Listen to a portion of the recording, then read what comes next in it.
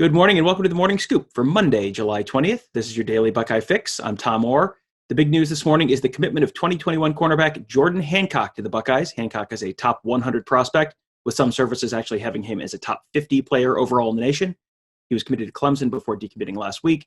Readers of our site have been hearing about him as a potential addition to the Ohio State class for quite a while now, and now it has officially happened.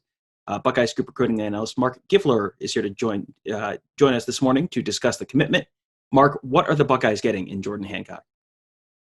Yeah, I mean he's what they look for. He's 6 feet tall. He's long. He's super athletic. He's an outstanding leaper. He's a quick twitch guy. I mean he fits the profile what they look for. That's exactly what they want at the position. I did a little comparison to Denzel Ward. I think he's a bigger frame kid, a bigger body than Denzel, but there's some similarities there in terms of Denzel was kind of a slight physique. He was not a physically imposing guy, and Jordan's only about 170, 175 pounds right now, but they both are just ferocious hitters at their size. They play a very physical brand of football.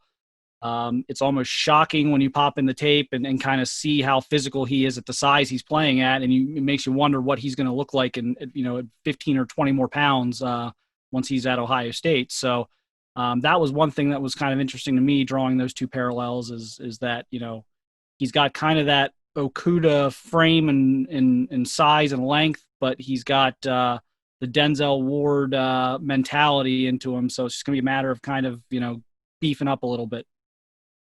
Denzel Ward and Jeff Okuda. Those are two names that Ohio State fans are probably okay with hearing in reference to a new cornerback commit. He's listed at 160 pounds on some sites. So you're saying he's a little bit bigger than that? Yeah, he's in the 170s at this point. But yeah, I mean, he's probably got 20 pounds to go still. And I did kind of break my rule there. I did mention Jeff Okuda. I kind of promised myself. I promised myself I would never compare anyone to Jalen Ramsey, and then Jeff Okuda came along, and then I promised myself I would never compare anyone to Jeff Okuda, and I think I just slipped up there. But well, they have two very, very, very highly ranked cornerback committed for this year's class with Jordan Hancock and J.K. Johnson. And in the piece about Hancock's commitment, you wrote about the fact that he was right at the top of Ohio State's board along with Johnson and has been for quite a while. Now they have both of those guys committed. And, I mean, this is a year that corner was a really big position of need for them. This seems like that might be the biggest win in this class, having two like top corners at a real serious position of need. I mean, this is already an insane class, but like, where does that place, where does that rank in terms of importance of, getting these specific guys for these specific positions? yeah, no, corner's the most important position in my opinion, in this class. And yeah, I mean, you go back, it predated Kerry Combs even. When Jeff Hafley was here and they were starting to formulate this board here, back in early parts of the fall, J.K. Johnson and Jordan Hancock were the two. And, those were the guys that if they could have drawn this up however they wanted, those were going to be the two they were going to land. And, it kind of went a roundabout way, the way Hancock's recruitment went with Clemson and everything, but they're getting the top two guys on their cornerbacks board in a year where they have to get three really good ones, and now they have three. And, I hate, I don't want to disrespect Denzel Burke and all of this just because he's a tremendous player in his own right. I know everyone's kind of focused on JK and on Jordan Hancock. So I do want to throw out, Denzel Burke was a guy that's a really good player, really highly ranked guy. But yeah, I mean, they got the two guys going back all the way back to last September, October that they wanted. And that transferred over from Hafley to Combs. I mean, that was still the case. There were some differences in how each of those two kind of viewed certain players around the country, but the consistency there between J.K. Johnson and Jordan Hancock, between Hafley and Combs, was always there. So, it's hard to you really can't overstate this. I don't think it's as big of a commitment as it gets given what they need. This has very much been pretty close to a best case scenario year for Ohio State on the recruiting trail. The real pie in the sky dream part of this class comes with the Buckeyes potentially flipping another Clemson commit, linebacker Barrett Carter. the tie-in there is that he and Hancock are high school teammates. How realistic do you see that potentially being right now? I don't see it as all that realistic, but it's one of those weird things where even if the intel doesn't really add up, it's one of these years where it's like, bet against Ohio State at your own risk. I mean, it's one of those years where they're doing things that's like, wow, they're not going to get Jordan Hancock without a visit, right? Like, he's got to visit. He's got to make he did visit in the fall, but like, they're not going to get him to flip from Clemson without getting him on campus again, are they? It's like, well, they did, and they're not going to get Denzel Burke without ever visiting. They're not going to get Oregon lean Denzel Burke without ever visiting. Well, they did that too, and it's one of those years where they keep doing things where you don't think they can really do them, and then sure enough, it happens. But look, Ohio State was like the only Southern school the only non-Southern school on Barrett Carter's top 16. So they were a total outlier on there. Were they in his top 5? Yeah, they probably were in his top 5, but they didn't finish runner-up. That was Georgia. And I think if he wavers on Clemson, I tend to think Georgia's the logical benefactor there. But I don't know. You never know. You don't know right now. The way they're recruiting and with as close as those two are, I think it would really benefit them if visits open back up at some point, and maybe you could kind of coax him into taking an official. But I wouldn't get my hopes up there too much. Okay. Well, Ohio State is now at 19 commits for 2021. How do you see this class finishing?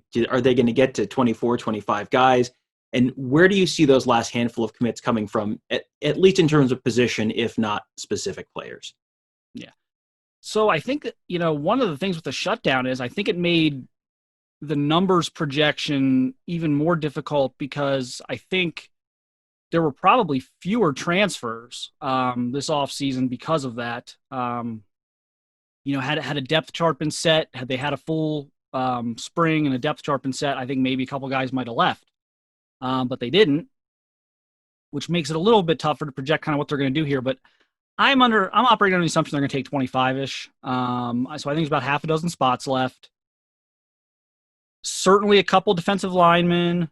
Certainly, I think 2 more offensive linemen.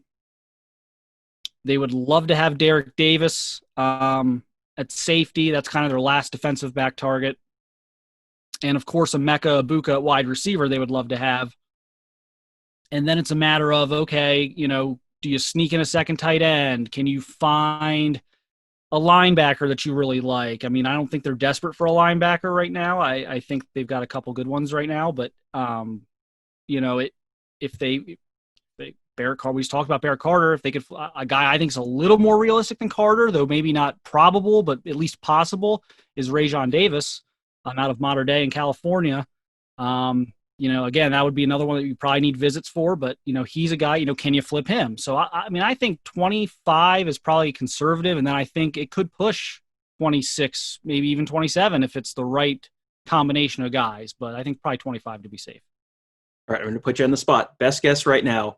Does this class end up as the number 1, the greatest in Ohio State history, and number 2, the greatest in national modern recruiting era history, at least in terms of overall ranking on signing day? I'm not asking you to project out 4 or 5 years, but just, when people are wrapping up signing day 2021, are they going to say this was the greatest class in modern recruiting history? Yes or no?